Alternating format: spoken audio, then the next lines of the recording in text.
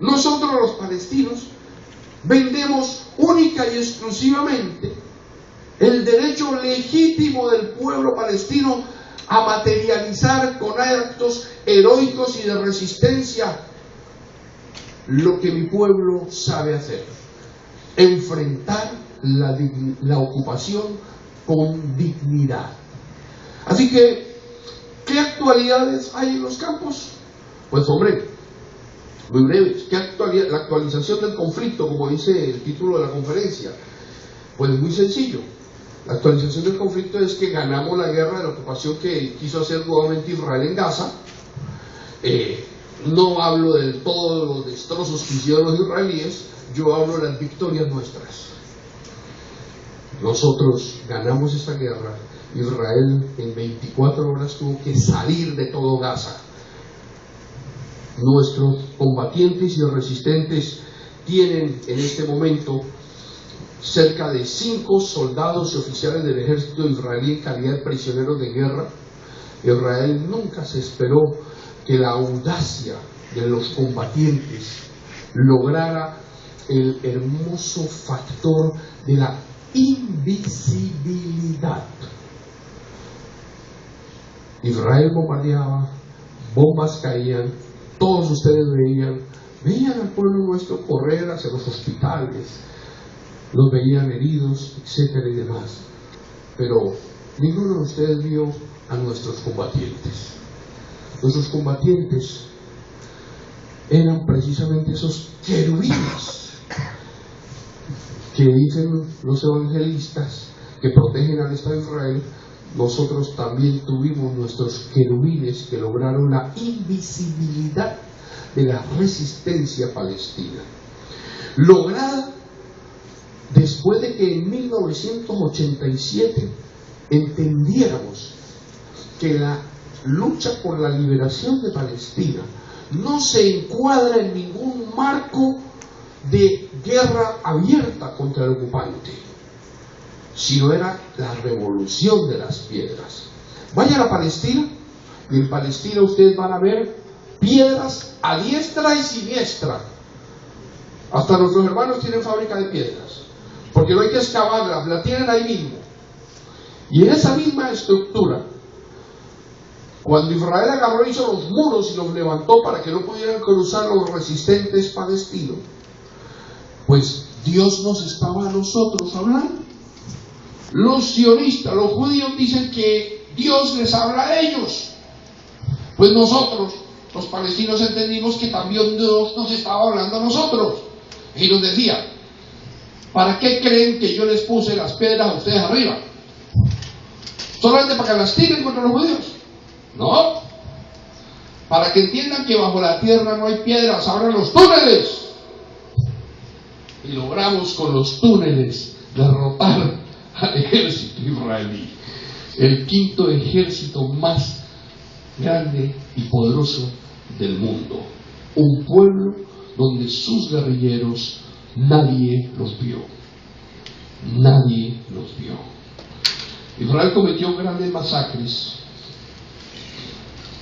Israel se retira de Gaza y, además de haber perdido la guerra, genera un elemento muy importante para nosotros: la unidad palestina. Ayer precisamente se realizaba en Gaza el primer comité de reunión de Consejo de Ministros en Palestina después del año 2007.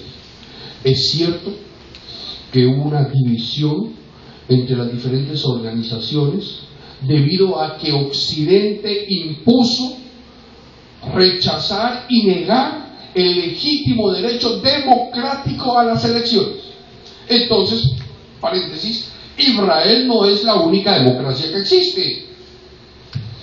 Cierro paréntesis. Palestina ejerció la democracia y ganó legítimamente, jamás por abrumadora mayoría, y lamentablemente Occidente impuso la negación de esa elección. Carter, lamentablemente, es un expresidente. Y él, al igual que todos los expresidentes, a mí no me sirven para nada. Porque cuando son presidentes y que saben que tenemos los derechos, absolutamente ninguno hace lo que deben de hacer.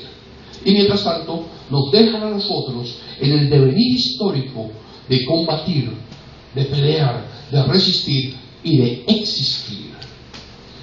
Bien, ¿qué se logró también con ese gobierno de unidad nacional palestina? Que los pueblos árabes, que los gobiernos árabes tambaleantes entiendan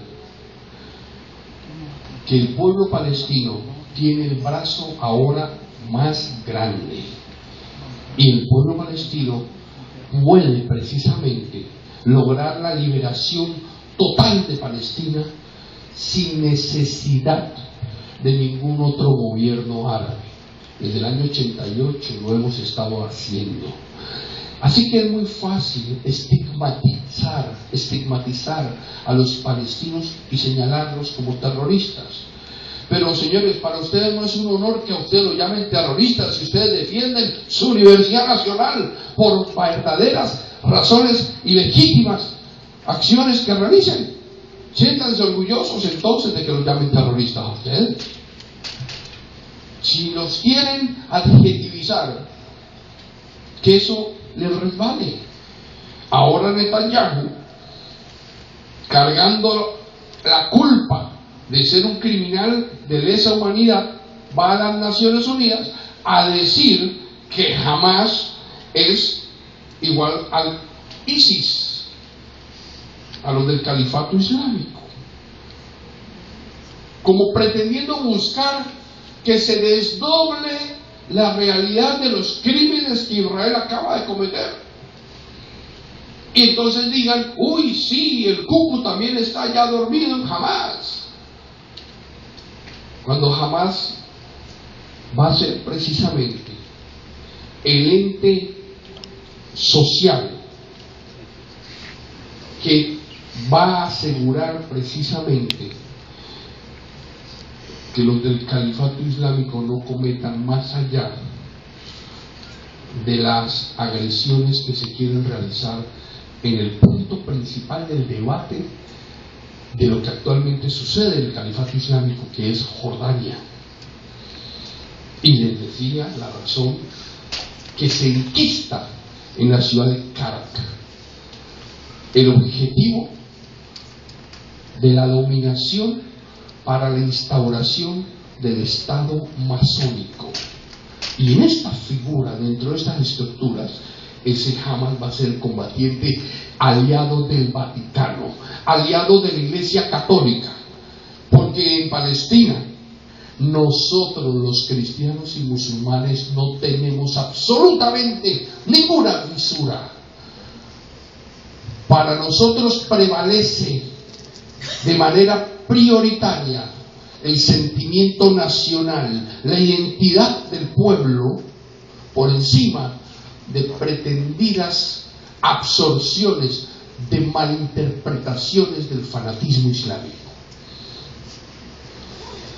Miren,